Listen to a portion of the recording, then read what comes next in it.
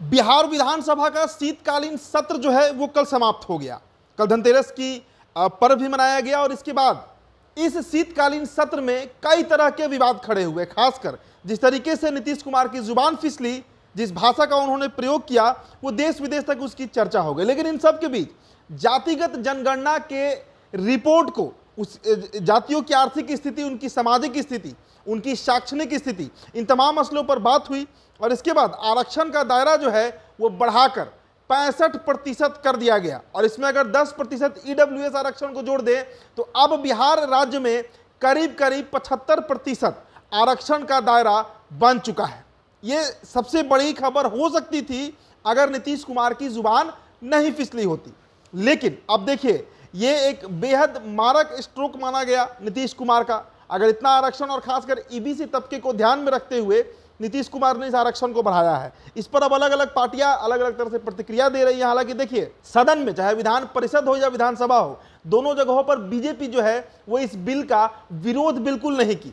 इसके पक्ष में वोटिंग हुआ और एक तरफा ये बिल जो है वो पार हो गया। अब इस पर लोजपा रामविलास यानी चिराग पासवान की जो पार्टी है उसकी तरफ से क्या प्रतिक्रिया आई है। खुद चिराग पासवान ने ये बात कहा है कि अगर चिराग ने कहा है कि इसके पहले नीतीश कुमार को अपना स्टैंड जो है वो क्लियर करना होगा, अपना रुख जो है वो स्पष्ट करना होगा। इसमें आपको बताएं कि मीडिया रिपोर्ट्स के मुताबिक चिराग पासवान ने कहा है कि अगर यह मामला शीर्ष अदालत तक जाता है तो राज्य सरकार और उनकी कैबिनेट मजबूती से अपना पक्ष रखेगी। चिराग ने साफ किया कि इस वक्त पर हम सब भी उनके साथ हैं। चिराग पासवान ने चेतावनी वाले लहजे में यह भी कहा कि अगर ये बिल सिर्फ सियासी फायदे और चुनावी लाभ के लिए होगा तो ये ठीक नहीं है।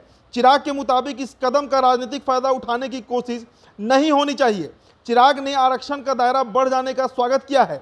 उन्होंने इसके राजनीतिक लाभ को अपना स्टैंड क्लियर करना ठीक नहीं कहा है। अब देखिए, विधानमंडल में इसको लेकर कहीं भी किसी तरह का कोई विवाद होते नहीं दिखा है, लेकिन चिराग पासवान ने साफ कहा है कि अगर ये मामला सुप्रीम कोर्ट जाता है तो हो सकता है कि कोर्ट जो है वो 50% आरक्षण का जो एक बाउंड्री है, जो एक लिमिट है, उस पर आकर रोक लगा दे। तो उस समय बिहार सरकार को अपना पक्ष मजबूती से रखना होगा, नहीं तो फिर यह आरक्षण जो है वो महज दिखावे के लिए होगा। इसका राजनीतिक लाभ नीतीश कुमार अगर उठाना चाह रहे होंगे तो वो बात गलत होगी।